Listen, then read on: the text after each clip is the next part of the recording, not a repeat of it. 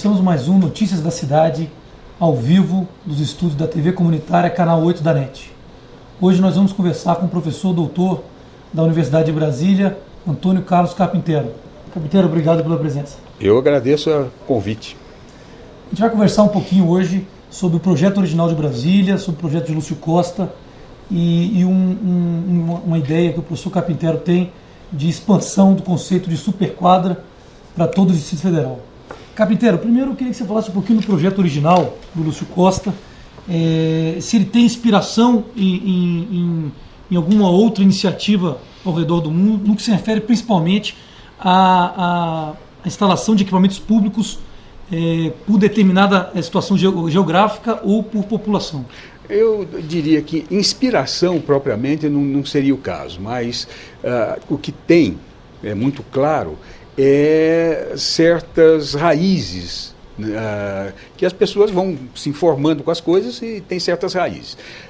A ideia de superquadra tem raiz em várias coisas, né? Uma delas é o que se chama cidade-jardim, que é uma proposta inglesa para cidades inglesas principalmente, no final do século XIX, quando as cidades inglesas estavam sofrendo aquele inchamento absoluto, com uma população excessiva na cidade em aglomerados muito grandes. E essas populações viviam em condições muito precárias. As cidades europeias são de ruas estreitas, as cidades medievais, e não tinham sol, não tinham casa. Então a cidade-jardim se propôs a juntar as qualidades do campo, que são sol, vento, luz, né? E com as qualidades da cidade, que são a aglomeração, que são a possibilidade de troca cultural, de troca de informações, que a cidade propicia isso e o campo não.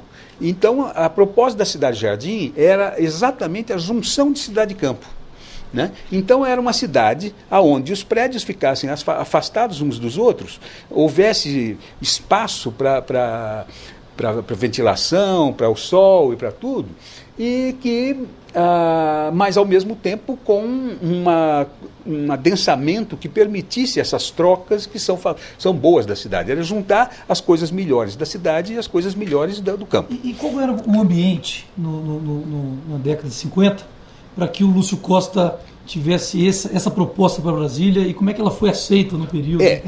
Essa proposta, no final do século XIX, ela se rebateu no começo do século XX, já na década de 20, numa proposta que era um pouco diferente, que já era o que se chamou unidade de vizinhança. Unidade de vizinhança era uma proposta de sociólogos, não era de arquitetos, né? Mas tinha arquitetos envolvidos com a coisa, que era um espaço urbano cercado de avenidas, né? Mas aonde tivesse nesse espaço todo o conjunto de equipamentos necessários para a vida urbana. Equipamentos de cultura, de esporte, de lazer, de comércio, de religião, tudo houvesse ali perto, né? E uma criança pequena, não precisasse atravessar a avenida para ir para a escola, ela pudesse ir sozinha para a escola. Essa ideia inspira eu não digo, mas uma das ideias que o Lúcio Costa pegou.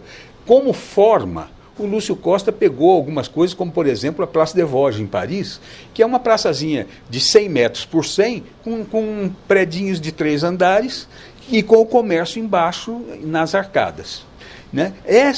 A ideia da Place des Vosges, isso nunca foi mencionado nas coisas do Lúcio Costa, mas como ele tem uma história parisiense, a Place des Vosges é uma praça do século XVIII, né? E essa praça, a proporção das alturas com os vazios, a coisa é muito, muito clara da superquadra, como ele colocou em Brasília.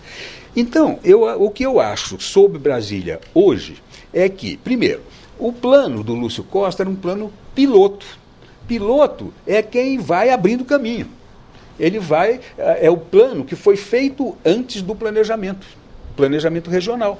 Então, o plano piloto é o plano para começar, para abrir caminho, para abrir a proposta. E ele, a rigor, a cidade toda deveria ter sido pensada em superquadras, mesmo na cidade, no que se chama de cidades satélites, né? Então, quando você tem hoje a ideia de preservação, porque se tornou patrimônio da humanidade, isso que leva a preservação em Brasília surgiu de fora para dentro, né? Foi a demanda da Unesco de transformar em patrimônio da humanidade que levou ao tombamento pelo IPHAN da cidade. E, nesse sentido, a superquadra deveria ter sido proposta em Taguatinga, no Paranoá, no Itapuã. A própria criação desses bairros deveria seguir a mesma lógica. Essa lógica, pelo menos a lógica da unidade de vizinhança, de um espaço onde uma criança tivesse um percurso aí de 500 metros, até no limite 1 quilômetro, a pé, para ir para a sua escola. Sozinha, sem precisar papai e mamãe segurando, sem problema de cruzamento com o carro. Carpinteiro, assim. Isso estava estabelecido já com o Lúcio Costa, essa distância geográfica, ou esse número de habitantes, para o jardim de infância, para uma escola, para o posto policial, para o posto de saúde? Essa coisa das distâncias está implícito no projeto dele. Ele não expressa essa questão, não é escrita em lugar nenhum. Mas está nos desenhos a forma da superquadra, um quadrado de 300 por 300. Se você fizer a diagonal disso, vai dar menos de 400 metros, né? Na diagonal, e você vai ter uma distância. Se você juntar 4 superquadras, né, 300 por 300 mais a entrequadra, você vai ter uma distância de 1.200, 1.400 metros, quando muito, da extremidade de uma até a extremidade da outra.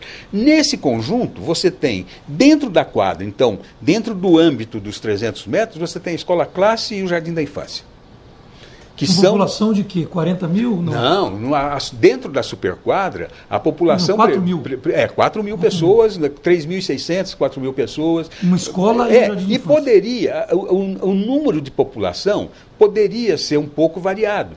O Lúcio Costa, de fato, projetou as quadras com 15 blocos, não com 11 como foi construído. Isso foi uma modificação que a Nova Cap introduziu no projeto. Então, a população que o Lúcio Costa previu era maior do que é hoje na superquadra. E você tendo, naquele quadrado, esses equipamentos no interior, esses equipamentos da criança, específicos da criança no interior, e os equipamentos que são dos adultos, mas que as crianças também podem ser necessários, o idoso pode necessitar, a igreja, o posto de saúde, os elementos ficavam no contorno da quadra ou na entrequadra. Nem o uso do carro seria necessário. Não seria necessário. Né? E a cidade ficaria toda restrita às quadras. Ela toda seria de quadras. Não haveria uma região de um jeito ou até de outro. Professor Carpinteiro é professor de arquitetura da Universidade de Brasília. Nós estamos conversando hoje sobre o projeto de Brasília e vamos entrar agora como é que a gente pode trazer essa realidade um pouco para os dias de hoje, né, Carpinteiro? Porque o que dá a impressão para a população é de que o plano piloto, que se convencionou como plano piloto, é uma região privilegiada em relação aos outros bairros e chamados até de satélites, ou seja, que estão em torno do plano piloto. Como é que pode levar esse conceito, esse princípio da superquadra, da unidade de vizinhança, para cidades que já estão estabelecidas, inclusive, e aproveitando também que nós temos um governo novo, né? Um governo que também está discutindo essas questões. É uma questão que tem que ser estudada caso a caso. A gente não pode comparar Águas Claras, que tem prédios de 30 andares, 20 andares, 30 andares, calçadas muito estreitas e muito pouco espaço público preservado para que se faça esses equipamentos todos, coletivamente. Então, Águas Claras tem uma situação que a gente tem que estudar aquilo e achar soluções de um jeito ou de outro. Né? Eu lembro apenas que tinha um dos projetos de Brasília, do concurso, tinha prédio de 80 andares. Ele trabalhava com prédios de 80 andares.